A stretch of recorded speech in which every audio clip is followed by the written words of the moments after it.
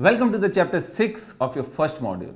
ये वो 6th point है जो हमारी 9 पॉइंट चेकलिस्ट का हिस्सा है कि what is a great content and it is all about writing and engaging introduction.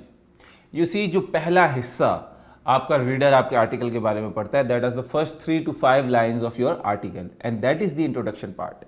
तो ये 4 पॉइंट्स हैं जो आप स्क्रीन पे देख सकते हैं to make your introduction really engaging. First of all, keep it relevant. Relevant to who? Relevant to the psychographics of your reader. वो क्यों इसको पढ़ने आया है, क्या वो जल्दी में है, क्या वो डिटेल में है, या ये क्रिएटिव पीस है तो उसमें आप उसकी पर्सनल चीज़ें शेयर कर सकते हैं।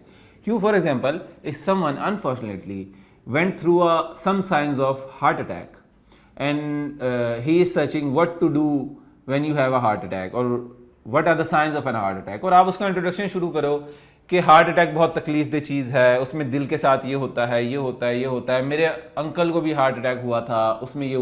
That is not relevant to the user. वो जल्दी में है। You just have to be direct and give him all the science and symptoms और tips about what to do after a heart attack. So no long stories. ये आपने establish करना है कि रीडर के पास अव्वल तो 90% ऑफ रीडर्स टाइम नहीं है, लंबी बात करने का फ़ायदा नहीं है। रेलिवेंसी रखें और उसको छोटा रखें। Keep it short and lastly ले द आर्टिकल आउट। क्यों? क्योंकि वो फर्स्ट आर्टिकल पढ़ के पैराग्राफ पढ़ के अंदाज़ा लगाते हैं कि उसने ये आर्टिकल पढ़ना भी है कि नहीं।